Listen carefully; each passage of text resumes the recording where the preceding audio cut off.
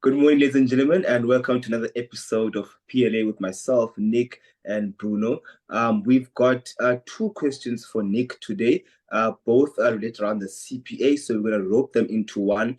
We will be discussing when does the CPA apply and when does it not apply, and different sections of the CPA that could be considered in these questions. The first question, Nick, with regarding to this specific section is, if a student who signed a fixed term lease agreement cancels the lease after she moves in, all right, is she obliged to pay the full term lease when the contract says that when you sign a lease, you are agreeing to pay for the full 10-month period and the lease may not be cancelled? So is this acceptable in terms of the CPA? And as soon as you answer that one, I think I should jump into the second one right now so you can do a quick contrast. So the second question then on the opposite end states that this person would greatly appreciate our insight.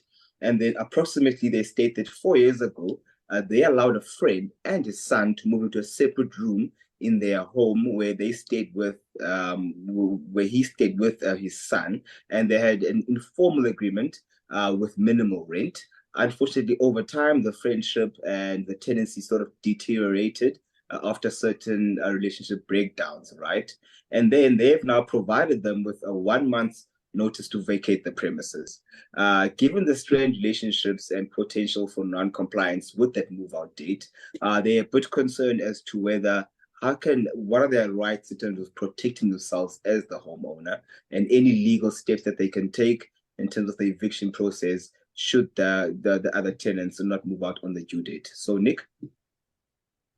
So let's talk about Section 14 of the Consumer Protection Act, okay, as a whole. So Section 14 of the Consumer Protection Act relates to fixed term agreements entered into between parties. All right. It's not a provision that is specific to our industry or lease agreements in any particular way. It relates to all fixed term agreements that might fall within the ambit of the Act. Okay. And Section 14 deals with cancellation of fixed term agreements that are entered into between parties, okay? And specifically, it gives a right for a consumer to cancel a fixed term agreement, okay, giving notice to the supplier or the provider of a particular good or service, okay? Section 14, okay, therefore gives one a right by giving a 20 business day written notice to the other party to cancel a fixed term agreement. In our industry, in the legal, in the housing industry, this includes fixed term lease agreements. Okay. Now, what's important is the Act doesn't set out what a fixed term agreement is. Okay. The legislature, when drafting the legislation, was clever in the sense that they don't know what a fixed term agreement is. It could be anything, circumstances, because as I've said already, this doesn't specifically relate to leases. It relates to all contracts that are entered into for a fixed term period. So take, for instance, our industry, we've got lease agreements. Are they for a fixed term period? Well, if you set out in the agreement it's for a 2-year period, yes, that's a fixed term. This also covers contracts like cell phone contracts, okay, which are also, it's a completely different contract. It's a different service that's being provided, but it can also be entered into for a fixed term, 2 years, okay? Imagine supply of goods. You know, you get coffee for your office and you sign a contract with your coffee provider.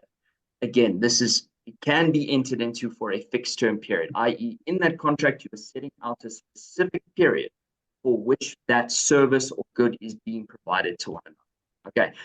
Okay. There's no particular definition, and the legislature has left this open on purpose because there are a wide array of different services and goods that are provided within our economy, and the legislature wanted to try and encompass as many people as possible. All right. So Section 14 is simply a mechanism for people getting out of contracts that they might have entered into, okay? And there is a penalty which comes along with that, okay? So you might have a damages penalty which you have to pay in the circumstances if you do cancel the contract, but there is a mechanism which the law provides that you can cancel that agreement during the fixed term of the agreement. Okay. What you will know from this now is any agreement that doesn't have a fixed term, i.e., it's running on a month-to-month basis, okay, or it's a single use sort of agreement. You're only supplying something one time to someone. Okay, Section 14 is not going to come into application. All right, you're not going to use Section 14 to cancel the agreement, and this is practical. Okay, if you have only entered into a contract where you are getting the delivery or a service one single time, it is impractical that you need to give 20 business days notice to cancel the agreement. That doesn't make any sense. Okay, so in those circumstances, don't worry about Section 14. It's absolutely not going to apply to your circumstances. Now, in terms of question 1 for today, they say that there was a contract for 10 months that's been entered into. Okay, that in terms of law is a fixed term.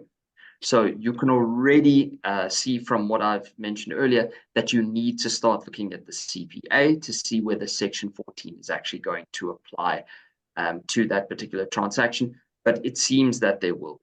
Okay. The other thing that's set out in that particular question is it says in the lease agreement that the Consumer Protection Act doesn't apply, or at least that the tenant can't cancel the lease agreement early. Okay. An agreement to say something like that, okay, is going to be in contradiction with legislation. So the Consumer Protection Act says you can cancel in certain circumstances. If your agreement says that they can't cancel under any circumstance, okay, you cannot contract out of legislation in the circumstances. They're still going to have the rights that are imparted on them by the Consumer Protection Act. Right. So just to deal with that question, can they cancel? Yes. In terms of the Consumer Protection Act, it seems that they're going to be able to cancel. Are the consequences? Yes. Penalties in terms of Section 14. Okay. Now let's contrast that with the second question that we received. Okay. Someone let someone reside within a particular property. Okay. It's a friend in the circumstances. And they have been given occupation of this premises, but it doesn't seem to have been for a fixed term. They didn't say you can stay here for a year. They just gave them occupation of the premises, and they did say that there's a little bit of rental being paid, but not much in the circumstances.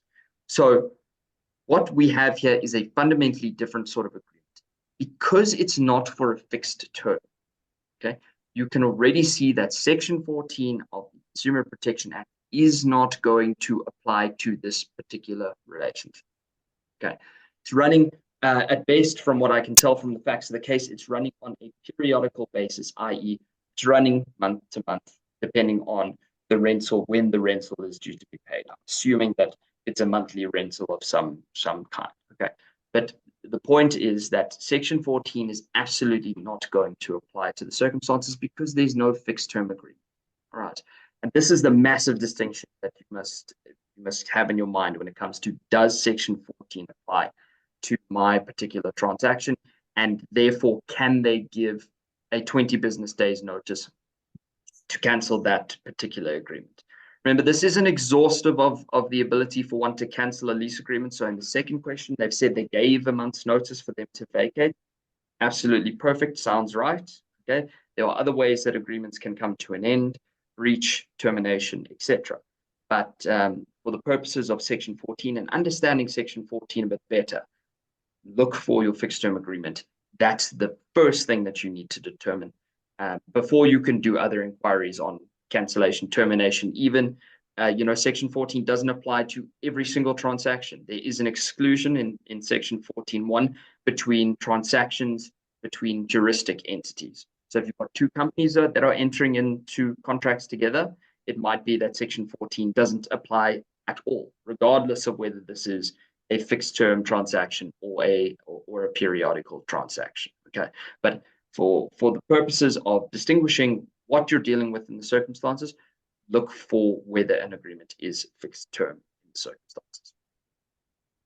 Right. Yeah. So thank you very much, Nick. So a clear distinction there between the two questions where Section 14 of the CPA would apply.